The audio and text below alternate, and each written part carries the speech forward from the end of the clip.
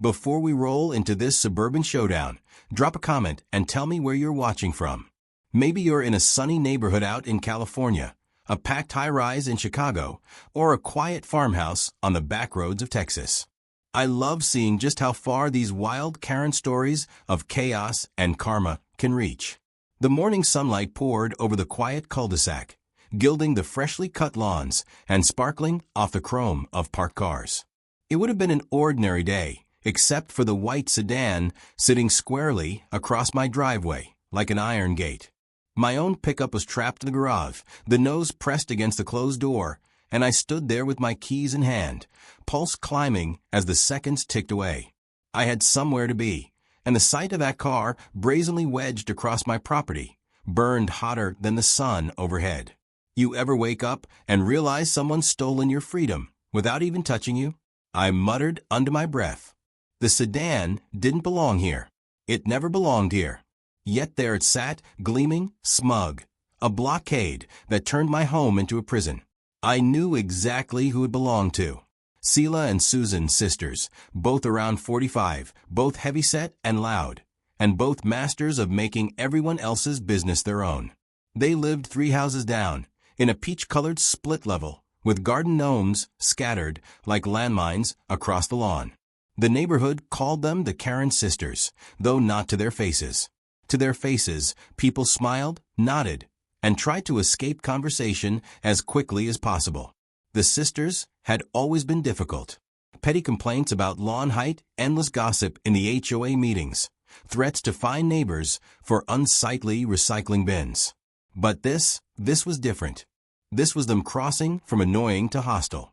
Blocking my driveway was a declaration of war. I strode over to the sedan and peered inside. Fast food wrappers littered the passenger seat. The faint sour tang of stale fries seeped out when I tugged on the handle. Locked, of course. I glanced toward the sisters' house. And there they were, standing on their porch like queens surveying a conquered territory. Seela, in a bright pink floral dress stretched tight across her frame, leaned on the railing with a plastic cup in hand. Her sunglasses reflected the sunlight, so I couldn't see her eyes, but I could feel the smirk. Susan, dressed in a yellow blouse splattered with sunflowers, sipped iced coffee from a straw and laughed at something her sister said. I cupped my hands around my mouth. "Move your car. You're blocking my driveway." They didn't even flinch. Seela raised her cup in mock salute, her voice carrying easily across the yards. "Oh, don't be so uptight. It's community property out here. You can wait." Susan chimed in, her laugh sharp. "Besides, we'll only be a few minutes. What's the rush?" I clenched my jaw. They knew I had work. They knew I had errands. And they knew that with my driveway blocked, I had no way out without creating a scene. I could already feel my day slipping through their fingers. I tried reason. "That's not community property. It's my driveway. Move the car now." Their smiles widened. Seela tilted her head. "Sweetheart, maybe you should learn to share. Isn't that what good neighbors do?" The word neighbor tasted sour in my mouth. This wasn't sharing. This was control. Minutes dragged. I couldn't waste any more time, so I grabbed my phone and dialed the HOA office. If the rules were clear about anything, it was that blocking a driveway was forbidden. Surely, I thought, this time the system would work. The voice on the other end was polite, measured, and entirely useless. "Sir, I'm sorry you're experiencing difficulty, but Seela is currently on the HOA board, and she insists the driveway falls under accessible curb space. Until we have a meeting to clarify, there's nothing we can do." Of course. The sisters had armored themselves with bureaucracy. They could bend the rules because they helped write them. By the time I hung up, my hands were trembling. Not from fear, but from the kind of fury that hollows you out. I scribbled a note, "Move your car or I'll have it towed," and slid it under the wiper. It felt pitiful, like tossing a pebble at a fortress wall. Still, it was action. When I returned that evening, the sedan was gone. For a moment, relief washed through me. Maybe they'd gotten the message. Maybe things would go back to normal. But taped to my front door was the note I had written, ripped in half and scrawled over with red lipstick. "Try again." The next morning, the sedan was back. This time, the sisters weren't even pretending it was temporary. They sat inside with the windows rolled down, sipping coffee and eating breakfast sandwiches, the smell of grease drifting into my yard. I approached, anger in every step. "Move the car." Susan turned to me with mock innocence. "Oh, are we in your way?" "Sorry, we were just enjoying the shade." Sela blew smoke from a cigarette. "Why don't you park on the street like everyone else?" Problem solved. The street was already lined with cars, but that wasn't the point. This was my driveway, my right, my space, and they were taking it from me just to watch me squirm. I tried again with the HOA. Again, nothing. I tried police, but they shrugged it off as a civil dispute. The law wasn't built to handle pettiness weaponized like this. Days turned into a week. Each morning, the white sedan sat there, a sentinel of defiance. Each night, I found new petty insults, gum on my mailbox, trash cans tipped just enough to spill, whispers in the Facebook group about me being unstable. They painted me as the villain while playing the victims. I parked on the street when I could, walking blocks to reach my own home. But the humiliation gnawed at me. Every glance from a neighbor felt like pity. Every laugh carried the echo of the sisters' voices. I tried to keep my composure, but they kept pushing. One afternoon, I returned to find the sedan not only blocking the driveway, but angled across my lawn, tire marks digging into the grass I'd mowed the day before. I stood there, staring, and the world narrowed to a tunnel of red. That night, I couldn't sleep. My ceiling fan spun lazily overhead, but my mind was a hurricane. How do you fight someone who thrives on making you feel powerless? How do you win against arrogance thick as armor? I thought about confrontation, about screaming until my throat bled, but I already knew the outcome. They would laugh. They would mock. And the HOA would nod along. I considered towing, but even that felt inadequate. A tow truck would remove the car, sure, but the sisters would spin it into another story, another way to paint me as the aggressor. I didn't want temporary relief. I wanted an ending. The longer I lay awake, the clearer it became. They would never stop on their own. They had tasted control, and it delighted them. The only way forward was to take that control back with something so decisive, so unforgettable, that they would never dare again. The next morning, I saw the sedan once more in its throne across my driveway, gleaming in the sun, daring me. The sisters weren't outside this time, but I could almost hear their laughter echoing through the still air. I stood there, keys useless in my hand, breath steadying, and I whispered to myself. That's when I realized if I wanted justice, I'd have to create it myself. The thought was dangerous, wild, but as it rooted in my mind, it felt right. And for the first time in days, I smiled. And by the way, if you've been enjoying this chaos so far, you'll probably love one of my absolute favorite stories. Karen and her gold digger mom kept parking in my driveway, so I towed both their cars. That one was pure madness, and I've added it to the end screen and linked it in the description so you can watch it right after this. But for now, let's get back to how I decided to deal with the Karen sisters and their precious sedan. The plan didn't come to me all at once. It started as a flicker, a half-joke in my mind that made me grin even as I lay in bed staring at the ceiling. But the longer I turned it over, the sharper it became, until it wasn't a joke at all. It was the only way forward. The sisters had built their fortress on arrogance, and I needed something they couldn't laugh away. Something undeniable. The spark ignited when I noticed the construction crew working 2 streets over. They were repaving a cul-de-sac, machinery growling through the afternoons. One afternoon, I lingered longer than usual, watching the forklifts lumber across the asphalt with effortless strength. Massive pallets of bricks lifted like feathers. Engines rumbling like giants clearing their throats. I couldn't take my eyes off them. That was the moment I saw it clearly. If they could lift bricks, they could lift a car.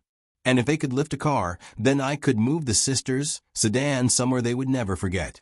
I researched that night, hunched over my laptop like a criminal plotting a heist.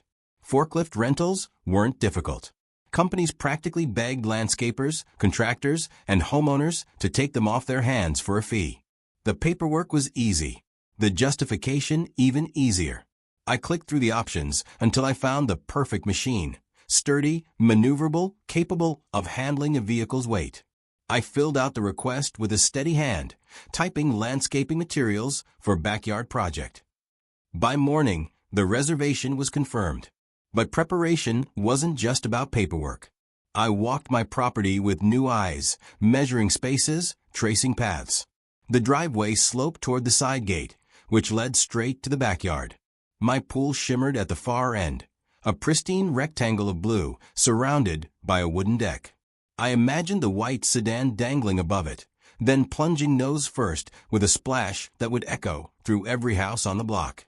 The image alone filled me with something I hadn't felt in days: control. I needed straps, industrial strength. The hardware store clerk raised an eyebrow when I stacked heavy-duty ratchet straps onto the counter, but he didn't ask questions. I paid in cash, tucked the gear into my truck, and drove home with the windows down, air cool against my face, adrenaline warming my chest. It was coming together. The sisters were oblivious. Each day, they parked across my driveway with the same smug routine. Sometimes they left the engine idling. Sometimes they abandoned the car for hours, disappearing inside while I stood locked in my own garage. Their arrogance insulated them. They never imagined anyone would dare touch their property. They thought the rules bent only for them. When the forklift arrived, delivered on a flatbed at noon sharp, my heart nearly stopped. The driver asked where to drop it, and I gestured toward the side of the driveway. He gave me a knowing smirk. "Got a big project?" "You could say that," I replied, voice steady, though inside my pulse hammered. The machine sat hulking in the sun, paint chipped, forks gleaming. I walked around it like a soldier inspecting a weapon. I climbed inside, tested the levers, felt the rumble when I turned the key.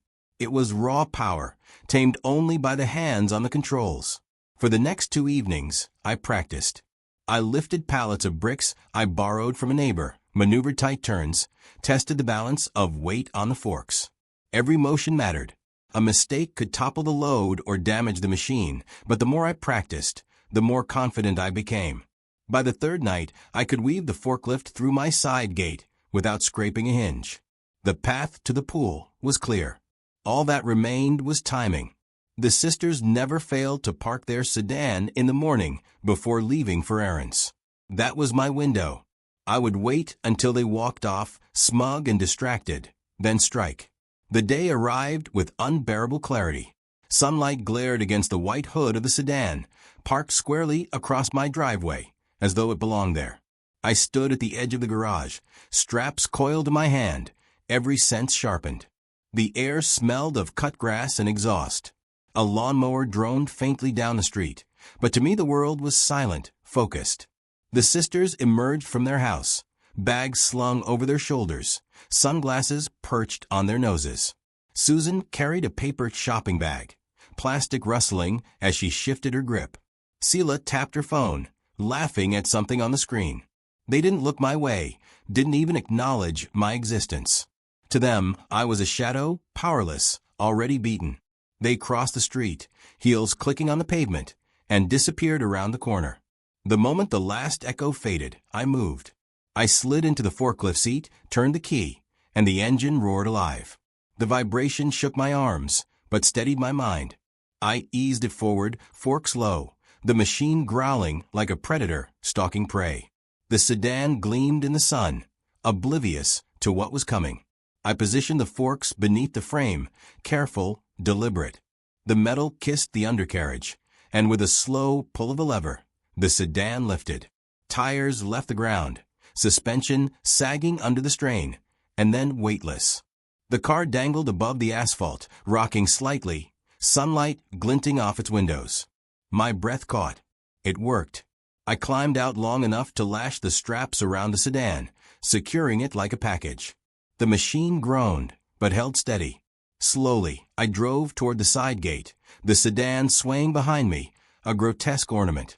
Curtains shifted in nearby houses. Neighbors peeked out, phones already in their hands. Their wide eyes tracked me as I rolled past. One kid cheered from a porch.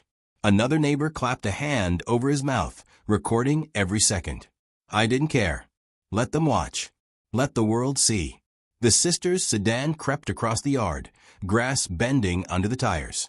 I guided the forklift with precision, weaving between the fence and the flower beds, until at last the pool shimmered ahead, blue and calm, waiting like destiny itself. The sedan dangled above the water, shadows stretching across the pool deck. I could see my reflection in the windows, a man transformed, no longer trapped, but in control.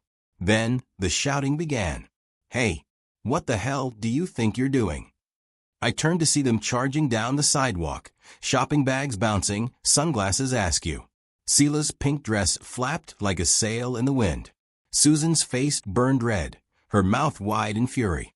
They stormed into my yard without hesitation, pointing, screaming, voices shrill enough to cut glass. "That's our car," Sela screeched, stumbling across the grass. "Put it down right now." "You're insane," Susan shrilled, her hands waving wildly. "We'll call the cops. We'll sue you." I kept the forklift steady, the sedan hovering over the water, swaying gently like a pendulum of justice. "Go ahead," I said, voice calm, almost casual. "Tell them how your car ended up in my driveway." Their fury faltered for a heartbeat, confusion flashing in their eyes. But then the anger surged back. They shouted louder, their voices blending into one long, frantic wail. The neighbors gathered at their fences, cameras raised, watching history unfold. The sisters screamed and threatened, but the balance of power had shifted. The sedan dangled above the pool, and for the first time, they realized they weren't in control. The forklift rumbled forward another foot, bringing the car's shadow directly over the sparkling water. I tightened my grip on the lever, and the sisters froze, their screams choking into silence as they watched their prized sedan sway above the inevitable. And that's where I left it, hovering on the edge of destruction, the sisters helpless before the weight of their own arrogance, the entire neighborhood waiting to see whether I would let gravity finish the job. The sisters' shrieks bounced off the fences and rooftops, a chorus of panic and disbelief that only fueled the tension humming through the air. The sedan swayed above the pool like a guillotine waiting to fall. My hands rested steady on the forklift controls, the vibration thrumming through my palms as if the machine itself shared my anticipation. Neighbors stood frozen behind picket fences, phones raised, breath caught in their throats. Even the cicadas in the trees seemed to quiet, as though nature itself had paused to see how this spectacle would end. Sela was the first to snap from the paralysis of shock. She stomped closer, her pink floral dress clinging to her as she pointed both hands at me like a prosecutor delivering a verdict. "You can't do this. That's destruction of private property."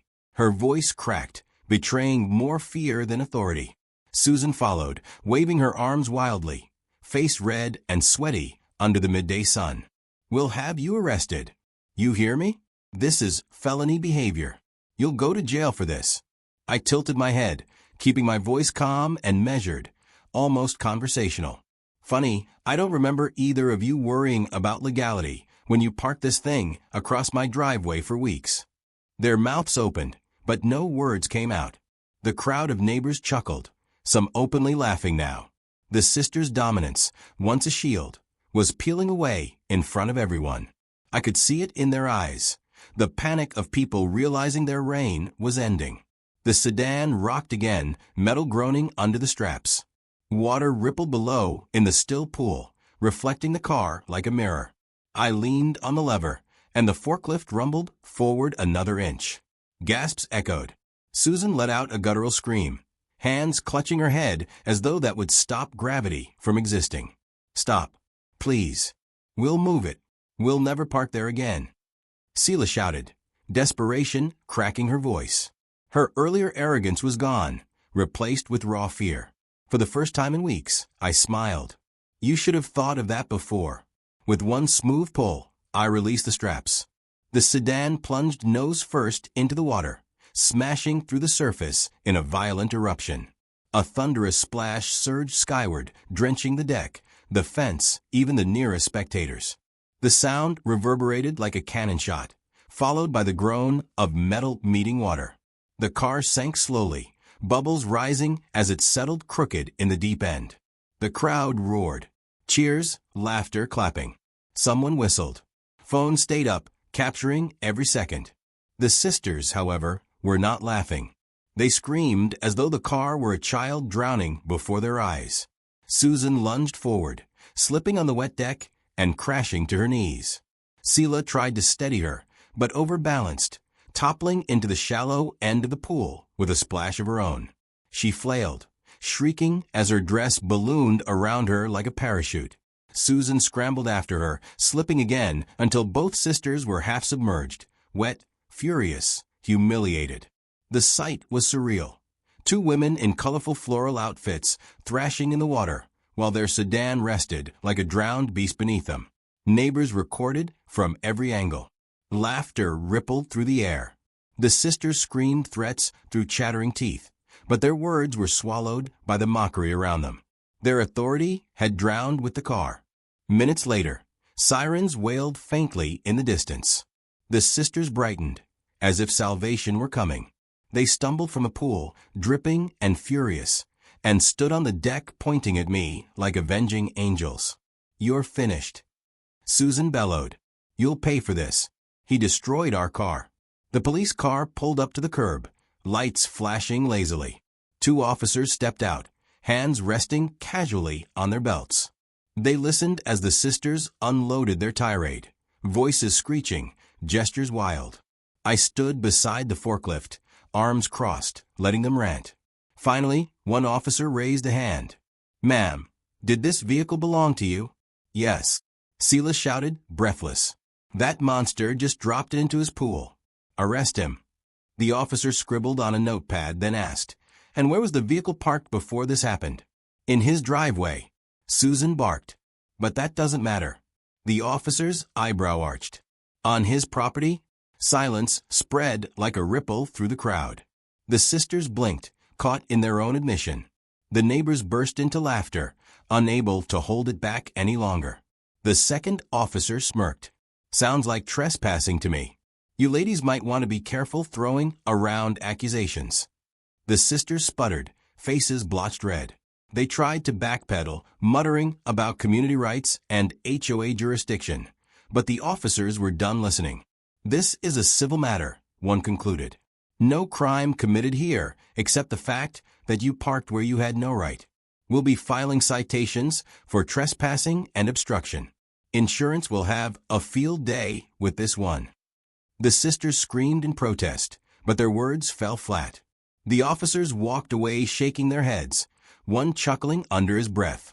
The crowd dispersed slowly, still buzzing with laughter, still recording. The legend of the sisters' downfall was already writing itself across social media.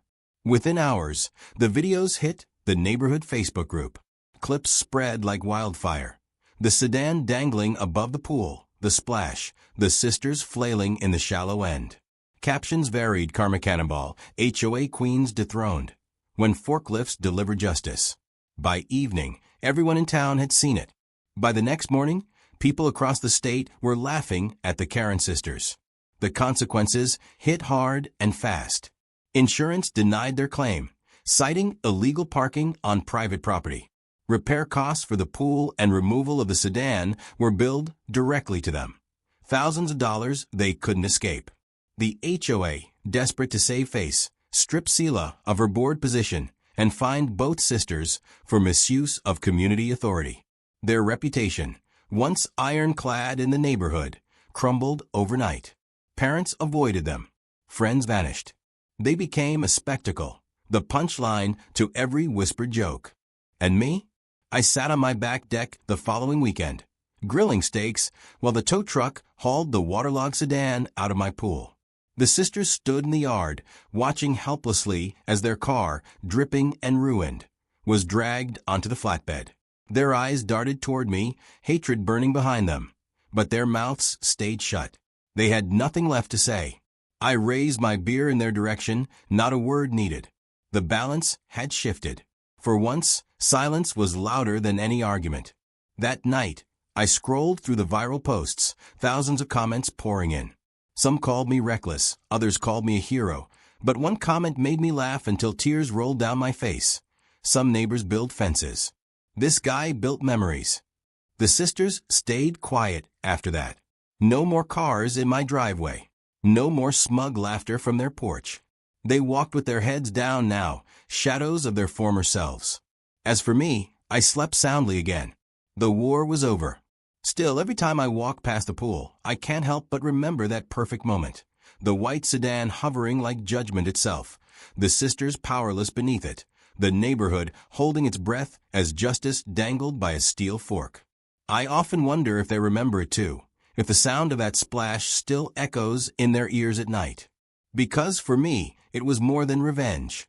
It was proof that arrogance has a breaking point, and sometimes karma doesn't knock softly on the door. Sometimes karma drives a forklift.